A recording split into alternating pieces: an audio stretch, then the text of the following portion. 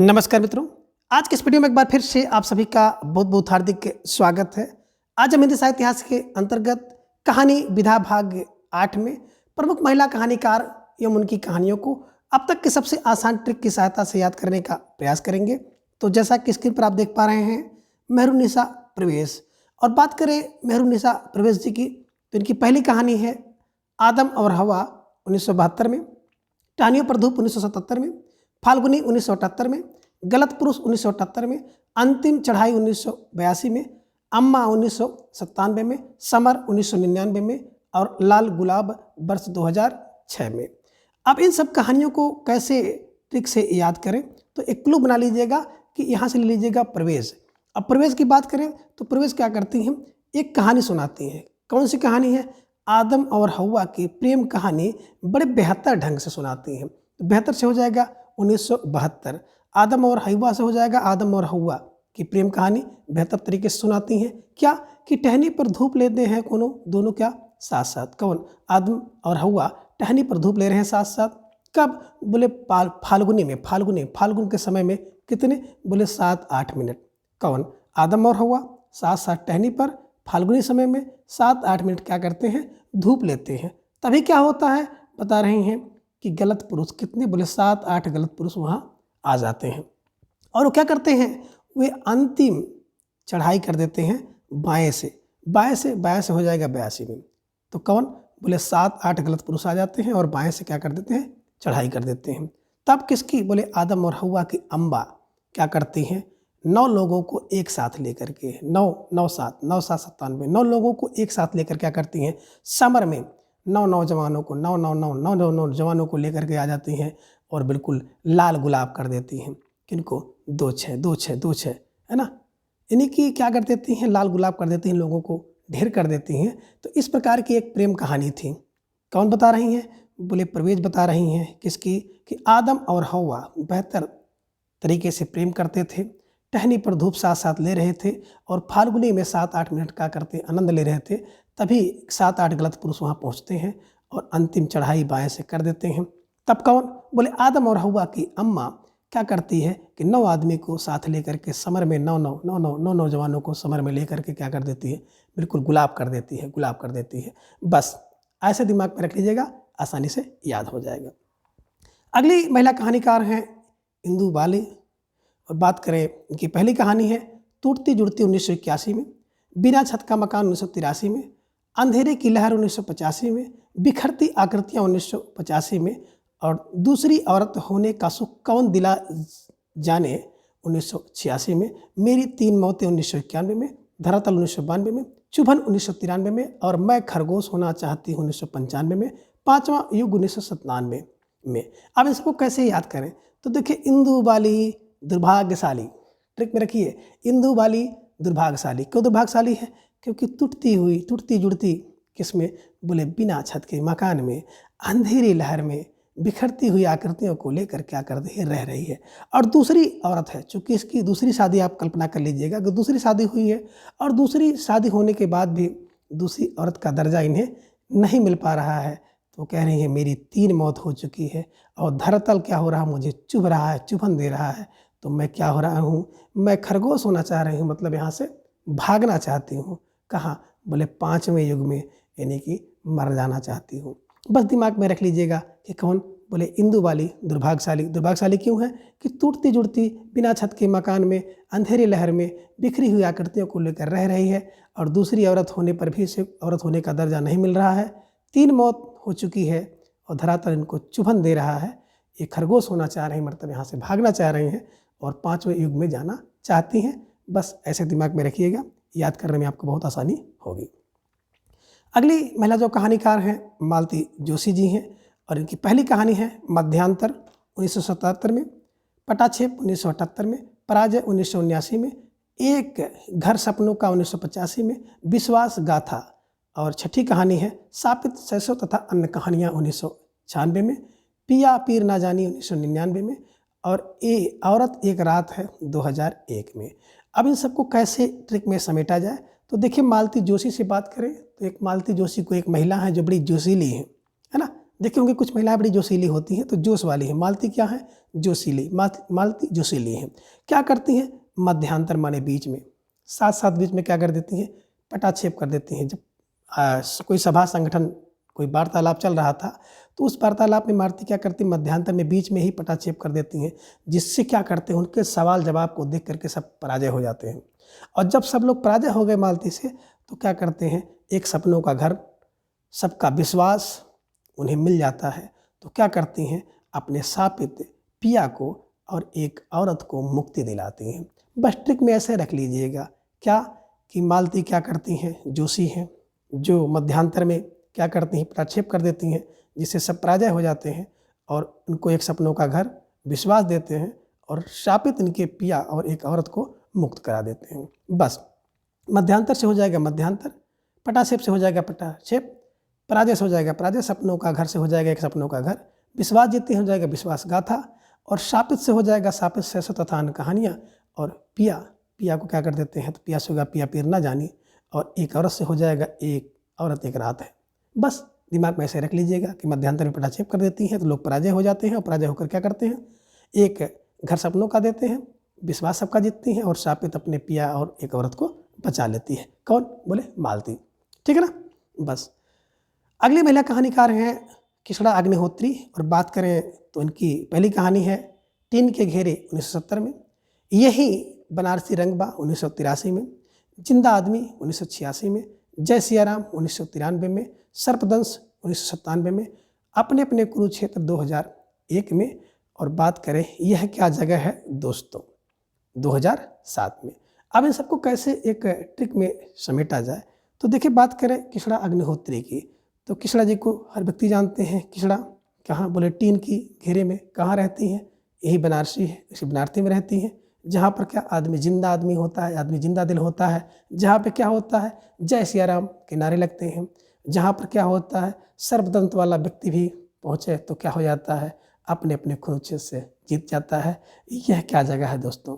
अर्थात है बड़ी विचित्र जगह है। बस दिमाग में ऐसे रखिएगा कि 71 टीन की छत में कौन? बोले किशड़ा अग्निहोत्री। यही बनारसी में, बोले किशड़ा अग्निहोत्री। आदमी जिंदा हो गया, बोले इसी किशड़ा अग्निहोत्री के पास। जय सियाराम, बोले किशड़ा अग्निहोत्री करते हैं। सर्पदंश, बोले किशड़ा अग्निहोत्री। अपने अपने कुरुक्षेत्र में किशड़ा, है ना? कुरुक्षेत्र देखे होंगे, कुरुक्षेत्र में कृष्ण जी क्या कैसे समझाते हैं, अपने अपने तरीके बताते हैं, और यह क्या जगह है जहाँ पे किशड़ा अग्निहोत्री है। बस किशड़ा अग्निहोत्री को जोड़ करके आप इन सभी कहानियों को आसानी से याद करने का प्रयास करिएगा।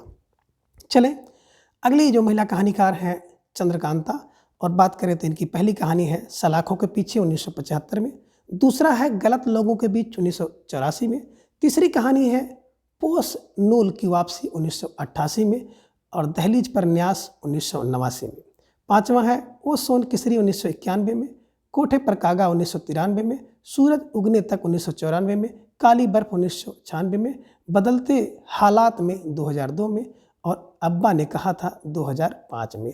अब इन सभी कहानियों को कैसे समेटा जाए, बस दिमाग में रखना है चंद्रकांता बोले आक्रांता से, चंद्रकांता आक्रांता से। बस अब क्या हो गया? आक्रांता से क्या हो गया? सलाखों के पीछे पड़ जाती है, नहीं कि सलाखों में बंद है। क्या है? क्योंकि गलत लोगों के बीच में थी। तो आप कह दीजिएगा कि चंद्रकांता गलत लोगों के बीच में पड़ के सलाखों के पीछे चली जाती है, सलाखों के बीच में, है ना, पड़ जाती है। तब क्या करती है? इसको विश्वास होता है। क्या विश्वास होता है? कि या तो पोस नूल की वापसी हो जाए या हमें दहलीज पर न्याय मिल जाए, है ना।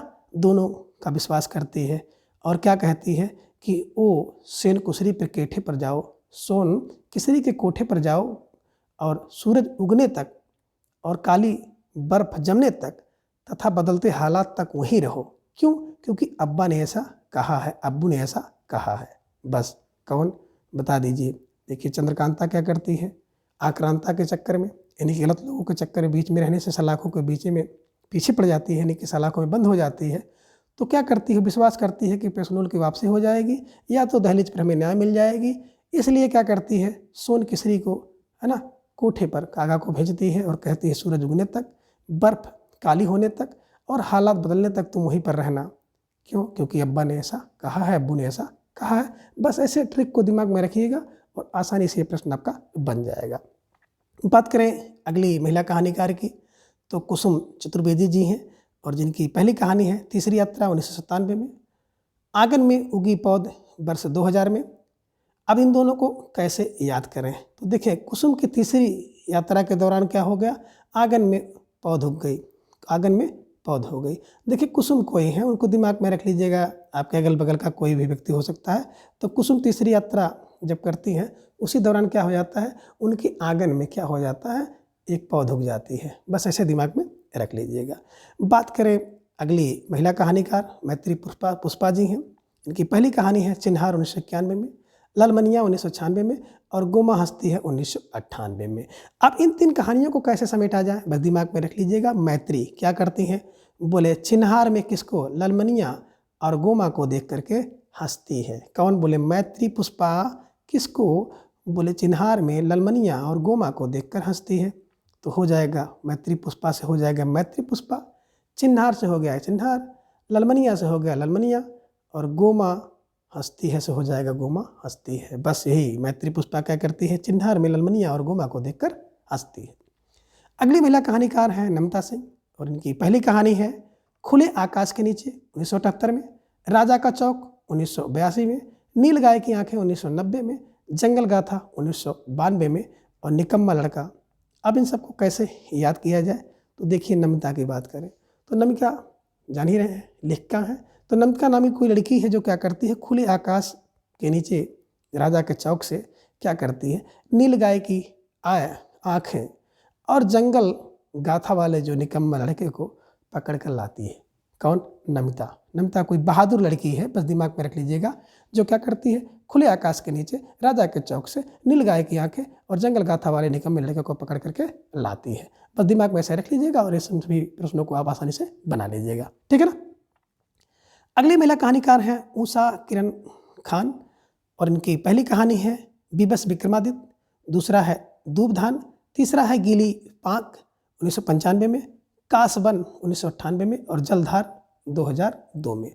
अब इन सबको कैसे याद करें, बस ट्रिक में रख लीजिएगा। क्या रख लीजिएगा, उषा किरण खान क्या करती हैं, उषा किरण क्या करती हैं, बीबस विक्रमादित्य को, है ना, कि दूब और धान को क्या करती हैं, गीली फाक वाले कासबन की जलधार में फेंक देती हैं। देखिए क्या होता है ना कि उषा किरण बता रही हैं कि विक्रमादित्य के राज में क्या दूब और गील धान खूब हो जाते हैं, तो उसको मुक्ति पाने के लिए क्या करते हैं, गीली फाक और वाले कासबन के जलधार में फेंक देती हैं, है ना। तो उषा किरण क्या करती हैं कि विवश होकर विक्रमादित्य के दूब और धान को गीली फाक वाले कासबन में फेंक देती हैं। बस ऐसे दिमाग में रख लीजिएगा। अगली महिला कहानीकार है गीतांजलि श्री और बात करें इनकी पहली कहानी है अनुगूज 1995 में और दूसरी कहानी है बैराग 1999 में। कैसे याद करें, तो देखिए गीतांजलि श्री की अनुगूज से क्या होता है, बोले बैराग उत्पन्न हो जाता है। ये गीतांजलि श्री कोई हैं, अगर जब ये गूंज कर देती हैं तो इनकी गूंज को सुन करके लोग क्या हो जाते हैं, बैराग हो जाते हैं, बैराग उत्पन्न हो जाता है। बस ऐसे दिमाग में रख लीजिएगा। अगली महिला कहानीकार हैं सारा राय, अबाबिल की उड़ान 1997 में इनके द्वारा लिखी गई कहानी है। तो देखिए अबाबिल एक पक्षी होता है और सारे आकाश में उड़ता है। अबाबिल कहाँ उड़े, बोले अबाबिल सारे आकाश में उड़ता है। तो सारा से हो गया सारा राय और अबाबिल से हो गया अबाबिल की उड़ान 1997 में, ठीक है ना। अगली महिला कहानीकार हैं कमल कुमार और इनकी पहली कहानी है पहचान 1984 में, दूसरा है क्रमशः 1996 में, तीसरा है फिर वहीं से शुरू 1998 में, वैलेंटाइन डे वर्ष 2002 में और घर बेघर 2006 में। सबको एक ट्रिक में कैसे समेटा जाए, बस यहाँ से कमल कुमार से ले लीजिएगा। कमल, कमल की आजकल देख रहे हैं ना, तो कमल एक पहचान चिन्ह है, बोले कमल पहचान और राष्ट्रीय फूल कमल, कमल पहचान, ठीक है ना। दूसरा क्रमशः देखे होंगे उल्टे सीधे चाहे जीव हो छानवे, है ना, प्रयत्न से कमल क्या हो रहा है, क्रमशः जीत रही है। तीसरा क्या है, फिर वही कमल से शुरू हो गया, फिर वही कमल शुरू हो गया, है ना। और क्या है, वैलेंटाइन डे, वैलेंटाइन डे पे कमल नहीं देना है और क्या हो गया, घर बेघर हो गए, घर बेघर हो गए, है ना। दो अच्छे घर बेघर हो गए। बस दिमाग में ऐसे रख लीजिएगा, क्या कमल से क्या हो गया, अच्छे घर बेघर हो गए, अच्छे घर बेघर हो गए। बस दिमाग में रखिएगा कमल पहचान चिन्ह है, कमल क्रमशः सरकार बन रही है, फिर वही कमल शुरू हुआ। वैलेंटाइन पे कमल नहीं देते हैं और घर बेघर हो जाते हैं, कमल से टकरा कर कमल के चक्कर में बस दिमाग में ऐसा रख लीजिएगा, आसानी से आपको याद हो जाएगा। और इन सभी ट्रिक का उद्देश्य ना तो किसी की भावना को ठेस पहुंचाना है, ना तो किसी भी राजनीतिक विचारधारा से इसका लेन देन है, बस किसी तरह से आपको आसानी से याद हो जाए, इसका एकमात्र ही उद्देश्य है। ठीक है ना। तो चलिए अब अगली जो महिला कहानीकार हैं नासिरा शर्मा जी, और इनकी पहली कहानी है सामी कागज, दूसरी कहानी है पत्थर गली, तीसरी कहानी है संगसार यानी कि रंगसार, और चौथी कहानी है इब्ने मरियम, पांचवा है सबीना के 40 चोर, खुदा की वापसी 1998 में, इंसानी नस्ल 2001 में, और दूसरा ताजमहल वर्ष 2002 में। देखिए दूसरा ताजमहल की बात करें तो कई बार पूछा गया है नासिरा का दूसरा ताजमहल। तो देखिए नासिरा शर्मा की बात करें तो इसको हम लोग क्लू में शामिल करेंगे कि नसीरी, नसीरी, नासिरा, नासिरा। नसीरा व्यक्ति क्या होता है? जिसको नशा करता है। तो क्या करता है? वो सामी कागज लेकर घुमाता है। सामी कागज में सारा कागज पत्र आदि लेकर के घुमा करता है कि इनको दे देंगे, उनको दे देंगे, ऐसा कर देंगे, वैसा कर देंगे। तो सामी कागज लेकर घूमता है। और पत्थर गली यानी कि पत्थर लेकर गली में टहलता है और संगसार कर देता है, शर्मसार कर देता है, और संग में ढेर सारे लोगों को लेकर चलता है। इब्ने मरियम, बिल्कुल ऐसा हो जाता है ना कि लोग उसको मरियम मरियम मरियम मारने की बात करते हैं। और सबीना के 40 चोर, बिल्कुल नसीरा व्यक्ति क्या है? जो सबीना के 40 प्रकार की चीज़ों को चुरा चुका है, नसीरा व्यक्ति। और खुदा की वापसी पर नसीरा से कोई मतलब नहीं। नसीरा से, नसीरा इंसानी नस्ल है ना, इस इंसानी नस्ल क्या है? बिल्कुल नसीरा है। इंसानी नस्ल से ही क्या है? वो नसीरा है, नसीरा है। और क्या करता है? दूसरा ताजमहल बनाना चाहता है। कौन? बोले नसीरा व्यक्ति, नसीरा व्यक्ति। बस दिमाग में ऐसे रख लीजिएगा कि नसीरा व्यक्ति क्या करता है? सामी कागज लेकर घूमता है, पत्थर गली में लेकर घूमता है, संगसार कर देता है, इब्न मरियम की बात करता है, सबीना के 40 चोर में कौन? नसीरा व्यक्ति पकड़ा गया। खुदा की वापसी से नसीरा का कोई मतलब नहीं है, और इंसानी नस्ल से ही वो क्या है? नसीरा है। और दूसरे ताजमहल की बनाने की बात बोले नसीरा व्यक्ति करता है। बस ऐसे दिमाग में रखेंगे तो निश्चित रूप से आपको आसानी से याद हो जाएगा। अगली जो महिला कहानीकार हैं रीता शुक्ल, बात करें तो इनकी पहली कहानी है क्रौंचबद्ध तथा अन्य कहानियाँ 1985 में, दंश 1985 में, शेष गाथा 1993 में, और कनिष्ठा उंगली का पाप 1994 में, कासो कहो दर्दिया 1997 में, और मनुसत्तन 1999 में। अब इन सभी कहानियों को कैसे एक ट्रिक में समेटा जाए? तो देखें ट्रिक आप कुछ इस प्रकार से बना सकते हैं। क्या बना सकते हैं? देखिए अब रीता ने क्या कहा? बोले रीता यहाँ से ले लीजिए। रीता ने क्या किया? क्रौंचबद्ध के दंश की गाथा किसको? कनिष्ठिका को सुनाया। तो क्या हो गया? उसका जो दर्द है मनुष्य तन को बहुत कष्ट देता है। क्रौंचबद्ध देखे हो ना, पक्षी कोई मारा जाए, और आपने देखा सुना होगा, जाना भी, आप जानते भी हैं कि वाल्मीकि जी ने देखा था ना, तो क्रौंचबद्ध की दंश की शेष कथा को किसने? रीता ने कनिष्ठिका को सुना दिया। तो उसके दर्द से क्या हो गया? उसका मनुष्य तन बिल्कुल पिघल गया। बस ऐसे दिमाग में रख लीजिएगा।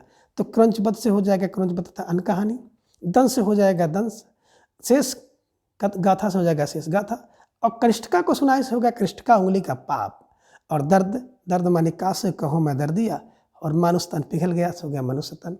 इनके द्वारा लिखी गई कहानी। बस ऐसे दिमाग में रख लीजिएगा कि रीता शुक्ल ने क्या किया? क्रौंचबद्ध के दंश की शेष गाथा कनिष्ठिका को सुनाई, तो उसके दर्द से उसका तन मनुष्य तन पिघल गया। बस ऐसे दिमाग में रख लीजिएगा, आपको याद करने में बहुत आसानी मिलेगी। अगली जो महिला कहानीकार हैं अलका सरावगी, कहानी की तलाश में 1995 में, और दूसरी कहानी वर्ष 2002 में। कैसे दोनों को दिमाग में रखा जाए? तो देखिए अलका की तलाश में अलका क्या करती हैं? बोले अलका क्या करती हैं? 95, अलका क्या करती हैं? 95 कहानी की तलाश में दूसरी कहानी क्या करती हैं? दूसरी दो कहानी लिख डालती हैं। बस अलका क्या करती हैं?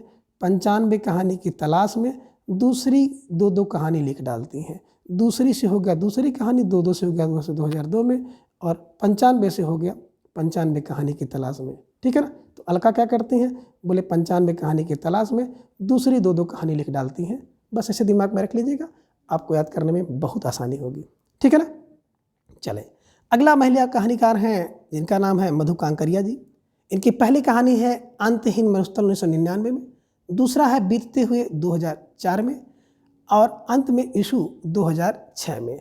अब इन सबको कैसे एक ट्रिक में समेटा जाए? तो देखिए मधु कांकरिया जी की बात करें तो ट्रिक बना लीजिए कि अंतहीन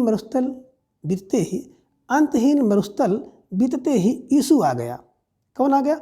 बोले ईसु आ गया। देखिए अंतहीन, अंतहीन मरुस्थल बीतते ही ईसु आ गया। तो अंतहीन से हो गया अंतहीन मरुस्थल, बीतते हुए से हो गया बीतते हुए। कौन? ईसु आ गया और अंत में ईसु। बस ऐसे कर लीजिएगा कि क्या होता है कि अंतहीन मरुस्थल बीतते ही ईसु आ गया। किसने बताया? बोले मधु कांकरिया ने बताया। बस इसे दिमाग पर रख लीजिएगा, आपको आसानी से याद हो जाएगा। अगले जो महिला कहानीकार है उर्मिला श्रीश जी, और इनकी पहली कहानी है वे कौन थे, दूसरी कहानी है मुआवजा, तीसरी है केचुली, चौथी कहानी है सहमा हुआ कल, और पांचवी कहानी है शहर में अकेली लड़की, वर्ष 1999 में, रंगमंच 2001 में और निर्वासन 2003 में। अब इन सबको कैसे एक ट्रिक में समेटा जाए, तो बात करें उर्मिला। अब उर्मिला क्या बता रही हैं? उर्मिला कह रही हैं वे कौन थे जो मुआवजा और केचुली की बात कर रहे थे, है ना, बात कर रहे थे। तो शहर में क्या हो जाता है? रंगमंच का निर्वासन कर रहे थे। कह रहे हैं कि वे कौन व्यक्ति थे जो क्या करते थे कि मुआवजा और केचुली की बात करते हैं और शहर में रंगमंच का निर्वासन करते हैं। बस, तो वे कौन से हो जाएगा? उर्मिला बता रही है वे कौन थे। मुआवजा से हो जाएगा मुआवजा, केचुली की बात से हो जाएगा केचुली। क्या करते हैं? शहर से हो गया सहमा हुआ कल, शहर से हो जाएगा शहर में की लड़की, रंगमंच से हो जाएगा रंगमंच और निर्वासन से हो जाएगा निर्वासन 2003 में उर्मिला सीरीज द्वारा लिखी गई प्रमुख कहानी। अगली जो महिला कहानीकार हैं जया जादवानी, मुझे ही बार बार, वर्ष 2000 में, अंदर के पानियों में कोई सपना कांपता है 2004 में, उससे पूछो 2008 में। अब इन सबको कैसे दिमाग में रखा जाए, तो जया नाम की कोई लड़की है, कोई महिला है, जो क्या कह रही हैं, वो ये बता रहे हैं कि मुझे ही बार बार अंदर की पानियों वाला सवाल क्यों पूछा जाता है, उससे पूछो ना। बस ये दिमाग में रख लीजिएगा। जया कह रही है कि मुझे ही बार बार क्यों पूछा जा रहा है, अंदर की पानियों वाली बात उससे भी पूछी जा सकती है या उससे पूछो। बस मुझे ही बार बार से हो जाएगा मुझे ही बार बार 2000, अंदर की पानियों से हो जाएगा अंदर की पानियों में कोई सपना कांपता है, उससे पूछो से हो जाएगा उससे पूछो 2008 में इनके द्वारा लिखी गई कहानी है। अगली महिला कहानीकार हैं लवलीन जी, और इनके द्वारा लिखी गई कहानी है ललित सागर कमीशन आया बनाम समाज सेवा जारी है 1997 में, और दूसरा है चक्रवात 1999 में। कैसे दिमाग में रखें, तो यहाँ पर ट्रिक कर लीजिए कि लवलीन है, कोई व्यक्ति क्या है, बोले लीन है, बोले कमीशन में। एक व्यक्ति है जो कमीशन में लीन है, तो कमीशन में लीन से हो जाएगा लवलीन, कमीशन से हो गया ललित सागर कमीशन आया बनाम समाज सेवा जारी है। और दूसरा कह रहे हैं भैया कोई व्यक्ति ऐसा है जो कहाँ लीन है, बताए वो चक्रवात में लीन है। बस दोनों को लीन में जोड़ लीजिएगा, कमीशन में लीन और चक्रवात में लीन, आसानी से आपको याद हो जाएगा। अगली और अंतिम महिला कहानीकार हैं मुक्ता जी, और इनके द्वारा लिखी गई पहली कहानी है पलाश बन के घुघरू 1991 में, दूसरी है आधा कोस 1994 में, और तीसरा है इस घर उस घर 1999 में। अब इनको दिमाग में कैसे रखा जाए, तो मुक्ता क्या बता रहे हैं कि पलाश के बन से आधा कोस तक, पलाश के बन से आधे कोस तक, पलाश के बन से आधे कोस तक, कोस पर घर है। बस दिमाग में रख लीजिएगा कि मुक्ता का घर, बोले पलाश के बन से आधे कोस पर, है ना, आधे कोस पर उसका घर है। बस पलाश के बन से हो जाएगा पलाश बन के घुघरू, आधे कोस से हो गया आधा कोस, उसका घर से हो जाएगा इस घर उस घर। बस इसे दिमाग में रख लीजिएगा, आपको याद करने में बहुत आसानी होगी। तो आज की इस वीडियो में बस इतना। अगले वीडियो में हम इसके अगले भाग को जानेंगे। तब तक के लिए धन्यवाद, नमस्कार, बाय।